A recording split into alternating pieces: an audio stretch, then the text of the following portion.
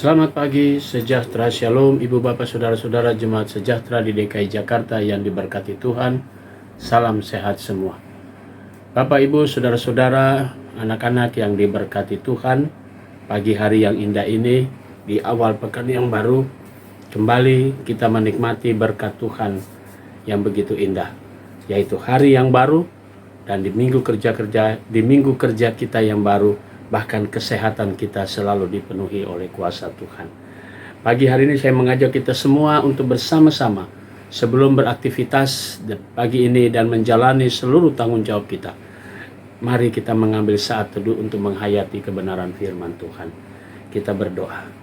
Allah Bapa di surga, segala puji syukur kami naikkan padamu, di mana Engkau sudah memberkati kami dalam istirahat malam.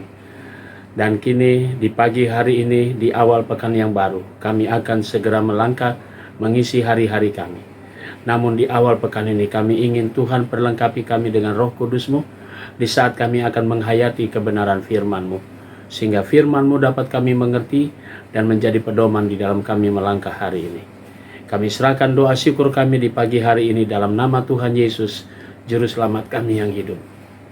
Amin.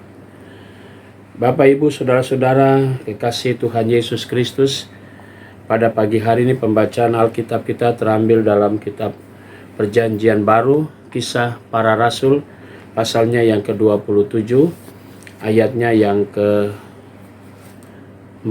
sampai dengan 18, dan penekanannya pada ayatnya yang ke-18. Yang demikian. Karena kami sangat hebat diombang-ambingkan angin badai, keesokan harinya mereka mulai membuang muatan kapal laut. Demikian firman Tuhan. Judul yang menjadi landasan renungan kita berkata, bertindak tepat di tengah kesulitan. Ibu bapa, anak-anak kekasih Tuhan Yesus Kristus, shalom semuanya. Pagi hari ini kembali kita diperhadapkan dengan satu bacaan, satu kisah perjalanan penginjil besar Rasul Paulus yang dalam tulisan Lukas yang kedua ini memaparkan sebuah perjalanan yang panjang dan perjalanan yang tidak mudah dibayangkan dan tidak mudah untuk menjadi seorang penginjil yang selalu berhadapan dengan segala tantangan. Terlebih lagi bagi mereka yang mungkin saja dalam tanda petik tidak menyukai kehadiran orang Kristen. Karena itu Paulus yang dahulu dikenal orang bernama Saulus yang penuh semangat menangkap pengikut Kristus, malah justru sekarang dia setelah berjumpa dengan Yesus, dipakai oleh Yesus untuk menjadi pekabar-pekabar Injil dan mencari orang-orang yang percaya kepada Kristus. Dan situasi seperti inilah yang mengakibatkan Paulus harus berhadapan dengan penguasa-penguasa Romawi. Paulus menjadi orang tawanan bukan karena bertindak kriminal, melakukan satu tindakan kejahatan, tapi oleh karena dia sudah percaya kepada Kristus. Paulus yang dikenal dahulu sebagai seorang Yahudi dengan mazhab Farisi yang sangat keras sekali, tapi berjumpa dengan Yesus, dia berubah total. Dan itu kemudian menjadi persoalan bagi banyak orang. Dan karena itu Paulus harus berhadapan dengan penguasa saat itu. Bacaan kita hari ini bagaimana perjalanan Paulus yang menjadi seorang tawanan dari kapal yang satu ke kapal yang lain. Dan di tengah perjalanan itu Paulus berhadapan dengan berbagai macam peristiwa. Sebagai seorang tawanan, Paulus menyadari dia mungkin tidak ada artinya, tapi dia selalu menyuarakan tentang kebenaran. Dan hal itulah yang kemudian diresapi atau dirasakan sepanjang perjalanan yang kita baca tadi. Bagaimana mereka berjalan dengan sebuah kapal yang diombang-ambingkan. Lalu mereka pun dapat membuang semua yang meringankan beban kapal itu supaya jangan sampai tenggelam. Sebuah tindakan yang pada saat itu Paulus sendiri sudah menasehatkan bahwa harus hati-hati karena kalau tidak akan membahayakan nyawa. Nah, saudara-saudara, semua nasihat Paulus itu kemudian menjadi satu kenyataan. Mari kita bisa lihat sebagai seorang penginjil besar, sebagai seorang murid Tuhan, Paulus sudah menyampaikan sesuatu yang baik. Bagaimana dengan kita? Di tengah-tengah goncangan kehidupan kita, suara Tuhan melalui saudara dan saya sangat dibutuhkan. Mungkin orang lain akan menyepelekan, mungkin orang lain tidak akan mendengar, tapi suara Tuhan melalui saudara dan saya, itulah yang membawa pada akhirnya orang pun akan menyadari dan orang akan membenarkan. Nah saudara-saudara, kita tidak perlu mencari pembenaran, tapi kita percaya seketika kita mengucapkan sesuatu hal yang berkenan di hadapan Tuhan dan disampaikan di hadapan orang banyak, pasti orang akan merasakan.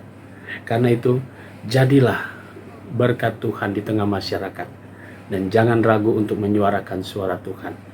Pasti Tuhan akan memberkati saudara. Selamat berkarya, dan tetaplah kita pasti dipakai Tuhan dimanapun kita berada.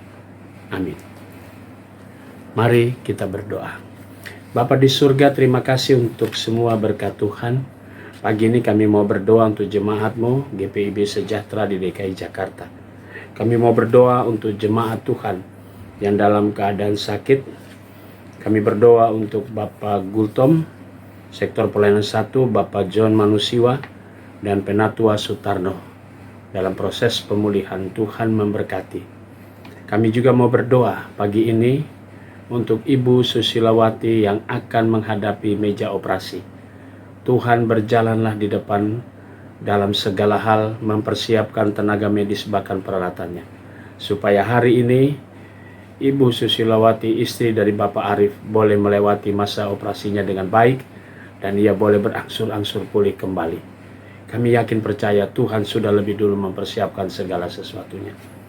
Kami juga mau berdoa di pagi hari ini ya Bapa di surga, untuk jemaat Tuhan yang merayakan ulang tahun kelahiran, yang pada hari Minggu kemarin adik Nixon Melviano Manusiwa, adik Marsfiloni Magle Heinz Manuputi, Ibu Yanastasia Hermina Siwi. Tuhan berkati saudara-saudara kami yang pada hari Minggu kemarin bertambah usia. Tuhan Yesus memberkati. Kami berdoa juga untuk hari ini. Kami berdoa untuk saudara Sergio Mustamo. Tuhan berkati sukacita anakmu ketika ia bertambah usia, bertambah pula hikmat Tuhan.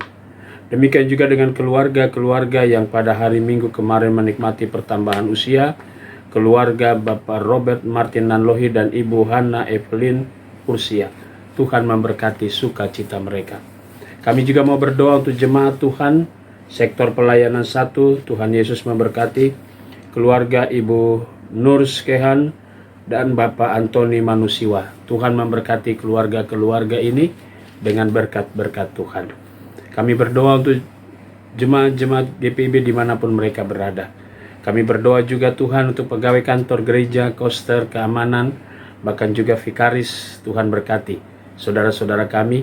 Berkati juga akan majelis sinode selaku pimpinan GPIB beserta unsur di dalamnya, baik keluarga, baik pelayanan maupun seluruh karya kerja mereka. Kami serahkan semua doa syukur kami pagi hari ini hanya di dalam nama Tuhan Yesus, Juru Selamat kami yang hidup. Amin. Selamat pagi, selamat bekerja, Tuhan memberkati saudara.